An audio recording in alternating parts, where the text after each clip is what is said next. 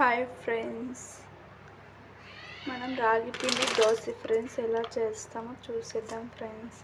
ముందుగా రాగి పిండి, కొత్తిమీర, ఎర్రగడ్డ ఫ్రెండ్స్ కోసుకోవాలి. ఎర్రగడ్డ, కొత్తిమీర సన్నగా తరుక్కోవాలి. ఇది వచ్చి రాగి పిండి జలుబోసుకోవాలి ఫ్రెండ్స్. 1 కప్పు రాగి పిండి తీసుకుంటాను ఫ్రెండ్స్.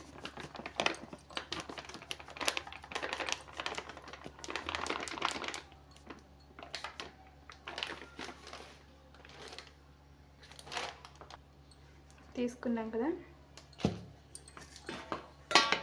జలుబోసుకోవాలి. ఇది కప్పు.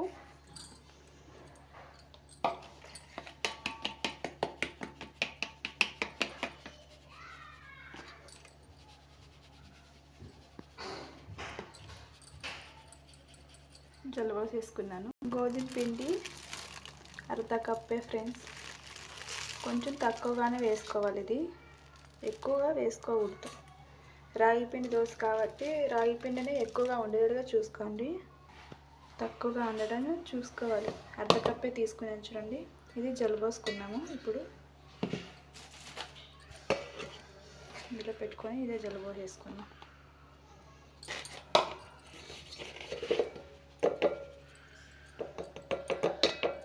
జలుబోసుకునేసినాం కదా, జలుబోసుకునే రాగి పిండి కూడా ఇందులోనే వేసుకునేలా ఫ్రెండ్స్. వేసేసుకున్నాం. ఇందులో తరుక్కున్న ఎర్రగడ్డ, కొత్తిమీర వేసుకోవాలి. ఇప్పుడు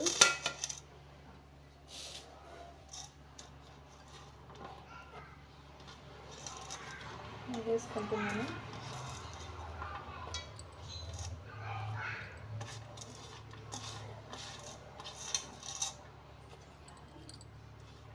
మీ దగ్గర క్యారెట్ ఉంటే క్యారెట్ తురిమి కూడా కొద్దిగా వేసుకోవచ్చు.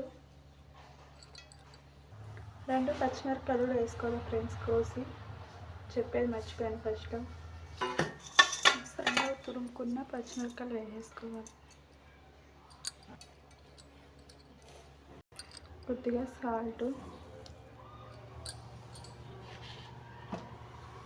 పిండి పట్టిన తగినంత వేసుకోవాలి. పొంగడానికి సోడా పొడి కొద్దిగా, అది కూడా చాలా వేసుకోకూడదు, కొద్దిగానే వేసుకోవాలి. కొద్దిగా వాటర్ వేసుకొని కలుపుకోవాలి ఫ్రెండ్స్.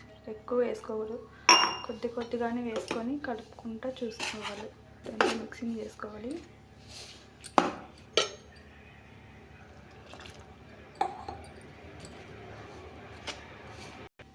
వంటలు లేకోకుండా కలుపుకుంటూ ఉండాలి. వాటర్ పోసుకుంటూ కొద్దిగా వాటర్ వేసుకున్నాం.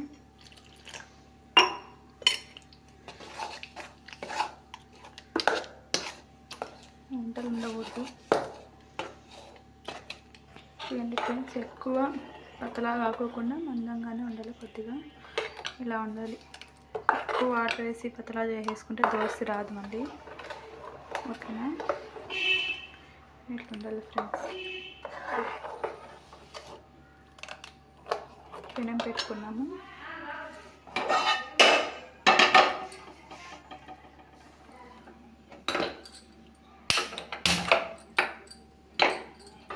పెనం పెట్టేస్తాం ఫ్రెండ్స్.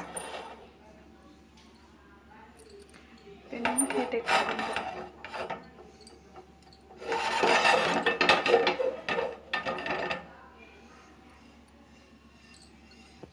పెనము హీట్ ఎక్కేస్తుంది.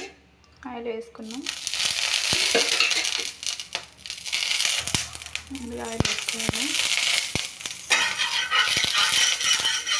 ఆయిల్ వేసుకున్న తర్వాత దోశ వేసుకోవాలి.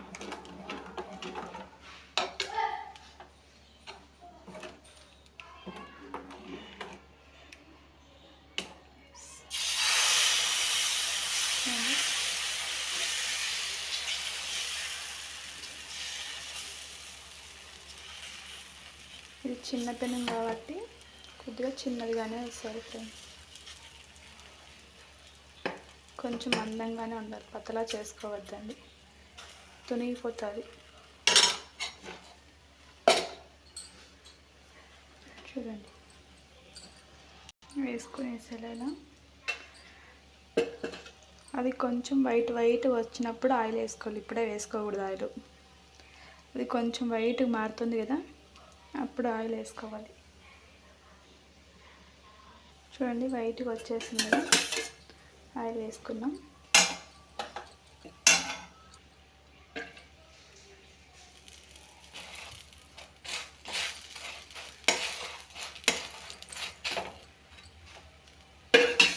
ఇది రాగిపిండి దోశ కాబట్టి కొద్దిగా ఆయిల్ ఎక్కువగానే పడుతుంది. లైట్గానే వేసుకున్నాం, ఆయిల్ ఎక్కువ తినకూడదు కదా.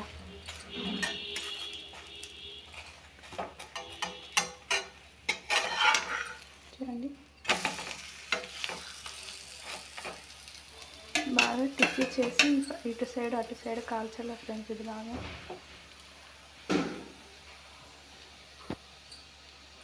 మంట స్లోనే పెట్టుకోవాలి, ఫుల్ పెట్టుకోకూడదు, స్లోలో పెట్టుకోవాలి. స్లోలో పెట్టి కాలుస్తున్నాను నేను.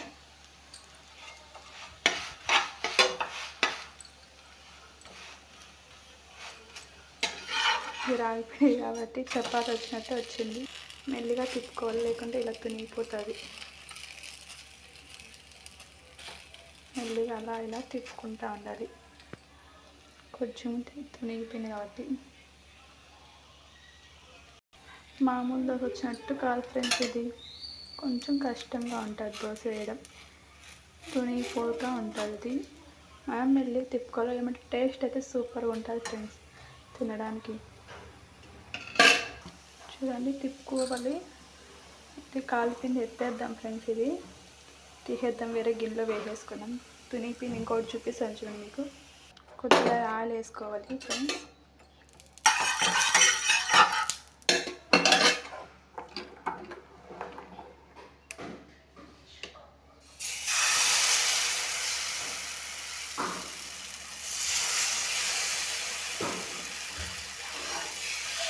కొంచెం మందంగానే వేసుకున్నాము.